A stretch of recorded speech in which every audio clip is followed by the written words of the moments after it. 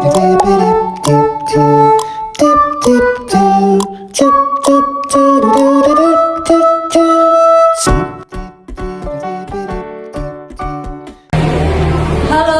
Edukasi, apa kabar semuanya? Semoga sehat selalu dan tetap semangat belajar.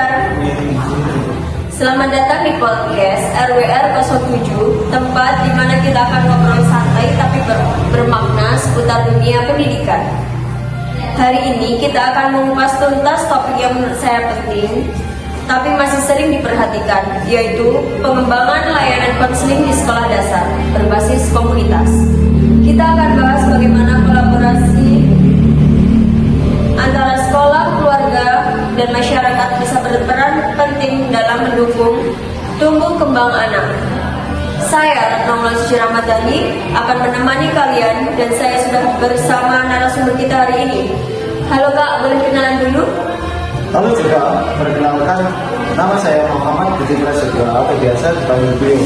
Saat ini saya sedang menempuh pendidikan di kampus Universitas Brawijaya dengan jurusan pendidikan guru sekolah dasar dan punya minat besar di dunia pendidikan anak, terutama di bidang pendidikan dan konseling anak usia sekolah dasar.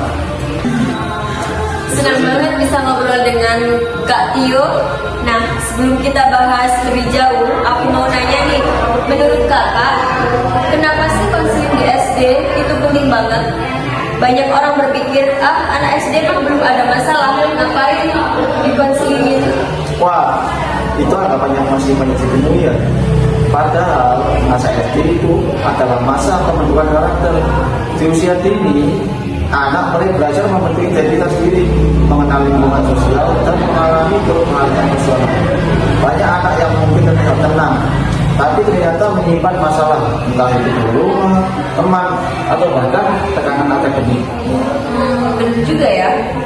Bahkan saya dulu waktu SD pernah merasa takut ke sekolah karena dibully. Tapi waktu itu belum tahu harus cerita ke siapa. Nah, itu dia. Itulah pentingnya adanya layanan konseling, supaya anak-anak punya tempat yang aman dan nyaman untuk berbicara dan menyelesaikan masalah secara sehat. Tapi sayangnya tidak semua sekolah punya guru BK di tingkat SD ya? Betul. Banyak sekolah dasar belum memiliki guru BK. Padahal idealnya setiap sekolah punya satu atau lebih tenaga konselor atau setidaknya guru yang dibekali pelatihan konseling dasar. Kalau menurut Kakak, siapa aja sih yang harus terlibat dalam membangun layanan konseling di SD? Harus ada kerjasama antara sekolah, keluarga, dan masyarakat. Sekolah sebagai pelaksana, keluarga sebagai pendukung utama perkembangan emosional anak, dan masyarakat sebagai lingkungan yang membentuk perilaku sosial anak. Wah, menarik banget.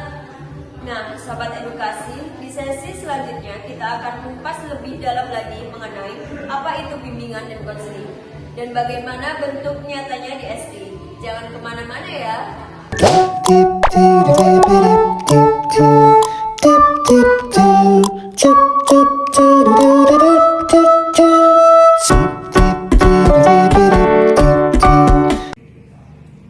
Oke, kita lanjut ke sesi kedua nih.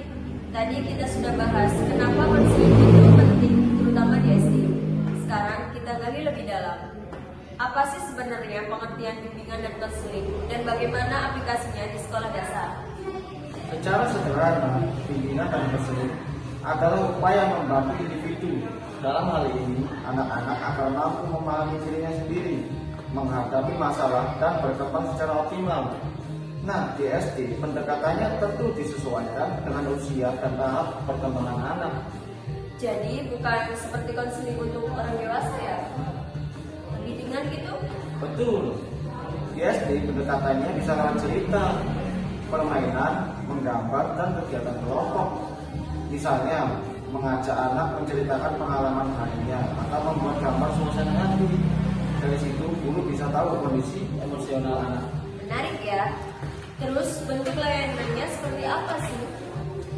Ada 5 bentuk utama.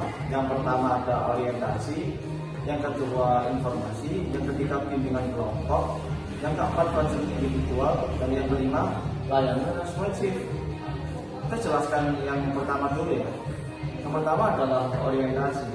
Orientasi yaitu mengenalkan anak pada lingkungan baru, aturan sekolah, dan lain-lain. Terus yang kedua ada informasi tentang cara belajar, pergaulan sehat, atau menjaga emosi. Kemudian yang ketiga ada bimbingan kelompok, seperti diskusi kecil untuk membangun keterampilan sosial. Yang keempat ada konseling individual untuk anak yang membutuhkan perhatian khusus. Lalu yang terakhir ada layanan responsif, misalnya ketika ada kasus kekerasan, bullying, atau krisis lainnya. Tapi siapa yang bisa melakukannya kalau sekolah nggak punya guru BK? Idealnya guru kelas bisa dilatih untuk jadi guru pembimbing awal. Kalau kasusnya serius bisa dirujuk ke psikolog atau konselor profesional. Tapi minimal guru harus peka terhadap tanda-tanda masalah. Nah, aku penasaran nih, bagaimana sebaiknya komunikasi antara guru dan orang tua dalam hal ini? Harus terbuka dan saling percaya. Guru bisa rutin memberikan update perkembangan siswa, dan orang tua juga sebaiknya jujur saat ada masalah di rumah. Jadi anak tidak merasa terjepit. Benar banget. Kadang anak itu korban dari konflik yang tidak dia pahami ya. Iya, dan kalau tidak ada tempat aman untuknya bercerita, dia akan menutup diri untuk melampiaskan lewat perilaku negatif. Sobat edukasi, semoga kalian semakin sadar ya, bahwa tugas mendidik anak itu tidak bisa hanya diserahkan ke sekolah.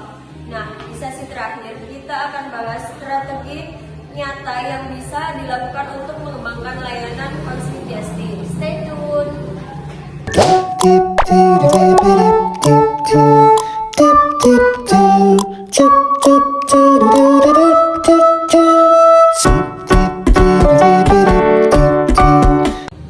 Kita tiba di sesi terakhir. Sekarang kita bahas bagaimana sih caranya mengembangkan layanan konseling yang efektif di SD, terutama dengan kolaborasi komunitas.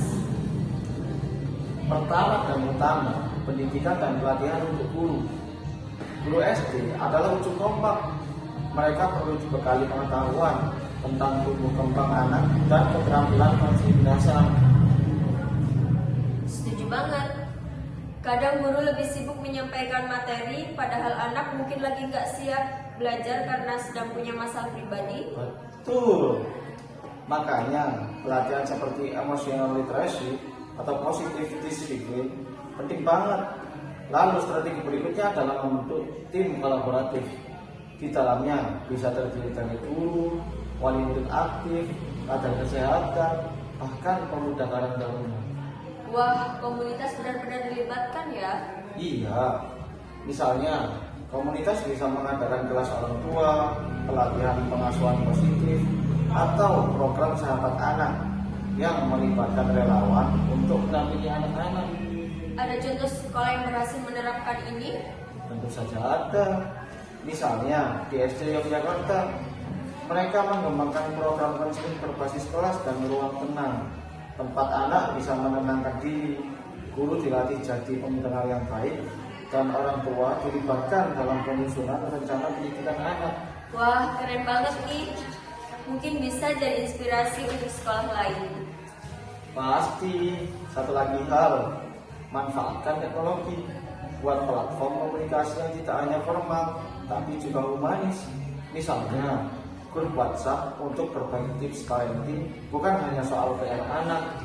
Iya ya, jangan cuma share tugas aja, tapi juga bisa jadi tempat berbagi keresahan atau pengalaman positif. Tepat sekali. Ketika komunikasi antar pihak lancar, anak-anak pun merasakan lingkungan yang aman dan mendukung. Baik Kak Tio, terima kasih banyak untuk penjelasan yang luar biasa hari ini. Rasanya waktu 30 menit ini gak cukup untuk bahas semua ya.